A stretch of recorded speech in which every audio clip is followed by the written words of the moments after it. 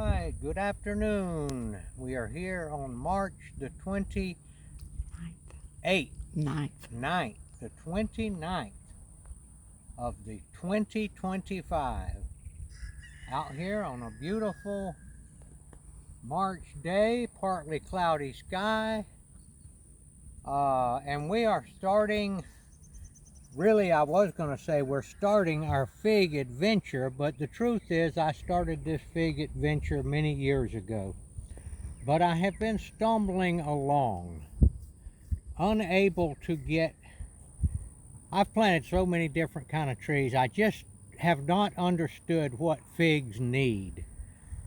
And I've got some figs growing around here that I rooted from my grandmother's figs, and they're doing okay, but they were stunted. The mistake that I made was planting them in shaded areas, and as my grandmother told me, figs love water. She was very successful at growing figs, and she would put her hose on it, an early form of drip irrigation, just barely going, and never turn it off. And she grew rooted figs and then had some huge trees. And I took some of those and made my own cuttings from them, and I have some of those. But today I'm starting my fig orchard, and this is the spot that I'm going to do it in. I'm starting. This is about close to 200 feet. We have a tiff soil around here, known as a tiff soil, and it'll grow most anything. It's really a wonderful sandy type soil. It's not too sandy, and basically I'm going to plant my figs in a row along here. I'm leaving about 20 feet on either side, and I'll probably put 20 feet between them. And what I'm going to do different is that I'm going to mix a little bit of compost with them, and I'm going to water the devil out of them and keep them cultivated from the grass with a hoe, and I'm going to put mulch around them. And I have water nearby. I have a spigot right here, and I'm going to be able to put drip irrigation on them, and I'm going to start my fig adventure right now. Now the tree that I'm planting is an LSU purple. LSU purple, and I bought this tree from a place called Just Fruits and Exotics. I bought this tree in last year about this time, maybe a little later, about in the probably April or May last year. I bought this, and they shipped it up from Florida to here. The tree was probably $40, and then shipping. I had close to $100 getting this tree here. But I cut quite a few cuttings off of this tree already, and I've started a number of LSU purple off of this tree. So I'm not a bit worried about paying that much money. I'd probably $80 time I finished everything. And this one here, like I said, I kept it in the original pot, kept it watered, kept it in the greenhouse through the winter, and I've been putting it in and out, and I'm fixing to put it in the ground. So I'm going to dig my hole, and I'll talk about that in just a minute. Okay, this is what the hole looks like. I'll show you how this soil is structured in this part of the world. The topsoil goes down about 12 inches. And then it goes down to I would call a sandy clay type stuff. Now one of the features of this particular part of the world is that there are little rocks in the soil. They are actually, they look like this right here. And they are all in the clay. They are also in the topsoil. They have a lot of iron in them. And at one time, there's one right there. At one time,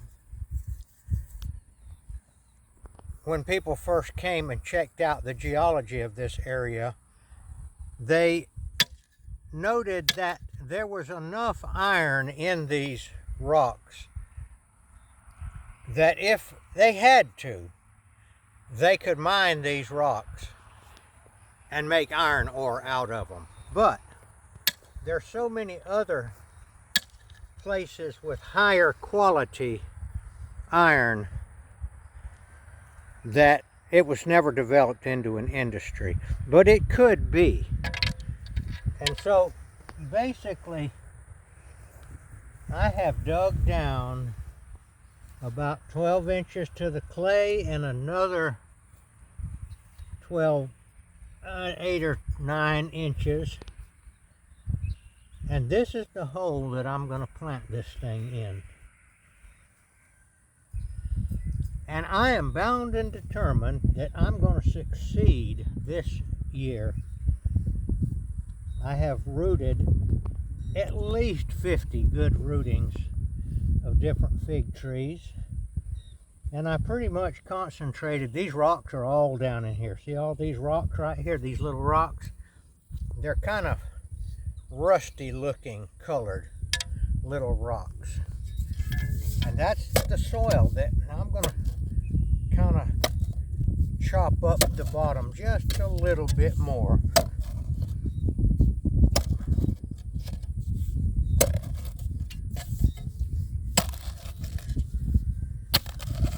I think fig trees are fond of growing out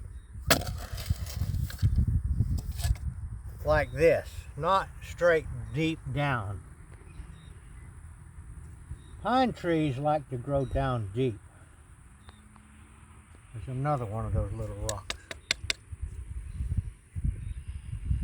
But I think the success, by the way, this is quite wet down here. This clay is quite wet. It's not bone dry by any means. You can form it up.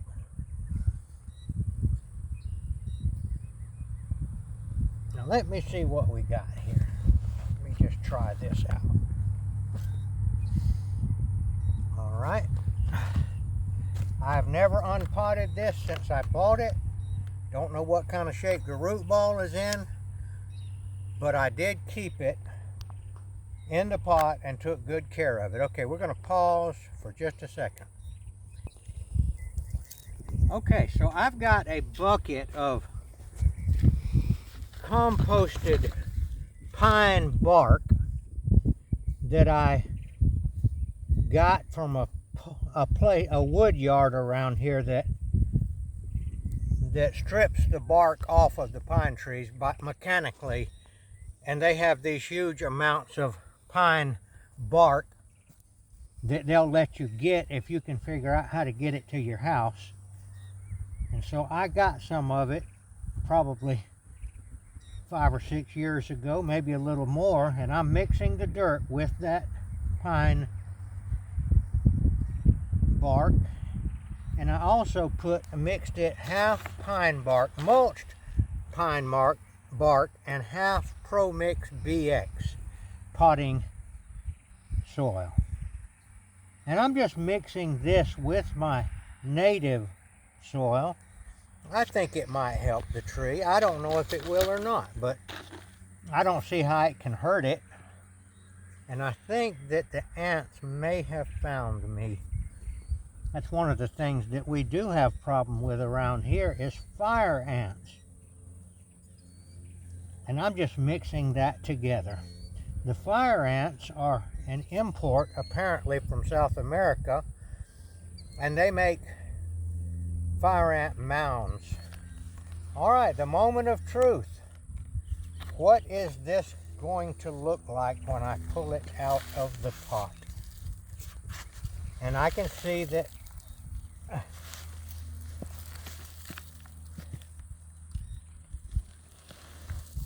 come on, baby. not going to tear it up.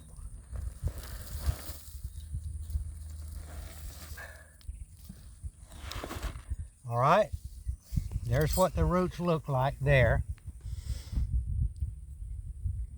And there's ants in this pot, by the way. So they have invaded the pot, but they don't hurt anything. All right, that's a little too deep there. So we're gonna have to put more dirt in there. These ants are in the pot, and they don't look like fire ants. I'm not sure what kind of ants those are. And then we've also got the potting soil that was in the pot. And yes, there are ants in it. And if those ants become a nuisance, we can do something about that. All right, just mixing that up with the native soil. I think the real key to this thing is giving it in the proper place. That is, where it can get full sun and where it can get plenty of water. All right, let's try this now. I still think it needs to come up some. I don't want the tree to be much below the level of the ground, which is right here. Let me get a little bit more of that stuff mixed in with it. All right, we're going to pause right now and let me play in the dirt, and I'll show you the finished result when I get through. Okay, I have finished it. This is what it looks like. I guess I'll just spread the clay out around it, but I'm not going to put the clay back because I think that the bark, mulch, and the native soil is better. I'm going to give it one little watering here in the pond that I built for it. And that's pretty much all I'm going to do right there. Now we're supposed to get rain tomorrow around noontime, so I didn't even have to do this right here. I don't think. But anyway, that's the LSU purple fig. The beginning of my fig orchard. And we're going to be able to have, I guess, about, depends on how far apart I put these,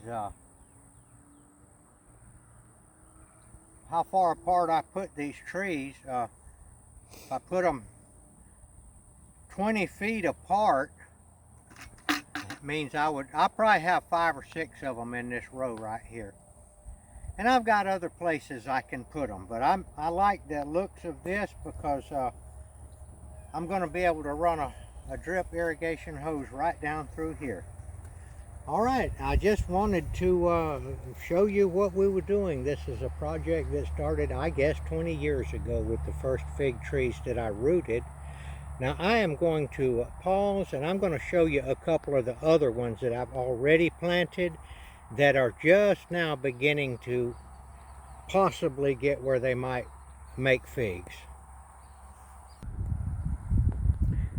All right, here's one right here that I rooted from my grandmother's fig tree, and had it planted in a bad place where there wasn't proper light, and they just don't thrive like that. So I dug it up and moved it over here. So moved it over here last year, and it's doing okay. I believe it's finally going to take on. Now this one right here honestly has an ant bed in it. Now these are fire ants. These are the fire ants right here. These are the real ants right here. Look at them. You don't want to get into that. Now I don't know. Look at that. I don't know if they hurt the fig tree or not. They don't seem to hurt the fig tree. They dig down. They don't eat roots, and they don't eat, but as far as I know, they might help the fig tree because they aerate the soil. But anybody out there that's knowledgeable about that. Now, they make stuff to put on fire ant hills and kill them. That's no big deal. You know, you can get that stuff at Lowe's. The question is, do I want to kill the fire ants? Now, I want to kill them for the purpose of if I ever want to get any figs off of there, and I'm up there trying to pick figs, those fire ants will make figs out of me. But anyway, and I stepped this off. I can put 8 fig trees in this. Up there at that blue bucket is where I planted that one. I can put about 8 fig trees in that row right there. And then I've got room for about 4 or 5 here. So I see 8, and then over there, 8, 9, 10, 11, 12, 13, 14, 15, 16, 17. There's room for easily for 20 fig trees out here. Some of them will be interspersed with these other trees. I've got some persimmon trees out here. And my cherry experiment, I got some of the low chill cherry varieties. They're almost all dead now. They just never did here. The cherries don't do good down in this growing zone. So unless you know something that I don't know, I wouldn't suggest doing cherries. These were the ones that I got from Dave Wilson Nursery out in California, the low chill cherry varieties. And we got a few cherries every now and then, but I'm talking very few, a couple of handfuls. And these guys have been planted 5 years at least. And there's just a few stragglers left alive. Now, unlike figs figs love water. Cherries do not love water, or cherries don't like wet feet, as they say. Okay, I want you to subscribe to the channel if you will, and we'll keep you updated on what we're doing out here. I have moved the cows over to this other pasture. In fact, we're going to go check them out. These cows that we have are unusual. Longhorn cow, and then I've got a Watusi, and this is the first time they've been up near the highway in quite a few years, and so we're just having people stop and take pictures of them, and we just noticed that. We'll walk over there and show you. The Watusi. Oh, he's way down there. Yeah, listen. Whoop!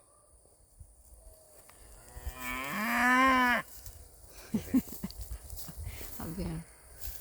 All right, this is why the people were stopping out by the highway a while ago.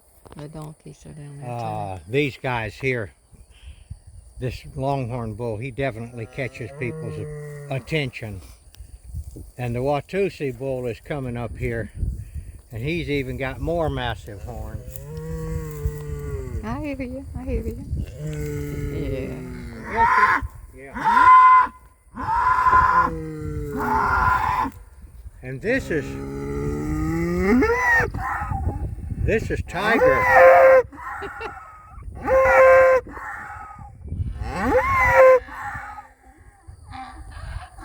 That's Junebug down there. And I've got them over here, not giving them very much hay because this pasture had grown up pretty good. They've got a lot of grass out here, and I'm making them work for a living right now.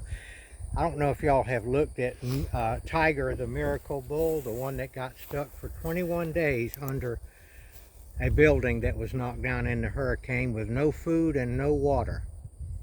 And here he is, all recovered, and he's the herd sire right now. That's Tiger, the miracle bull. I'll put this up. I do want to keep people updated on him. And we did have a calf born recently. And there with the other cows. And I'm quite sure that Tiger is the sire of that one. All right, we thank you for watching, and I'm going to go get another fig tree and do some more work. If you know anything about those fire ants and whether or not they'll hurt the fig trees, I wish you would make a comment in the... There's the cat. Oh, here's the little calf right here. This is the one that has been recently born. And I believe this is, when I did the checking on the dates and all, this is very likely Tiger's little, he's the sire of this little heifer calf right here. Ideal. size. I like the size of them. I like the how quickly they have their babies. And if you're raising cattle for a homestead to slaughter yourself and not to try to make money, you don't want any great big 2,000 pound cow. These smaller sizes will be a lot easier to handle. All right, thank you for watching.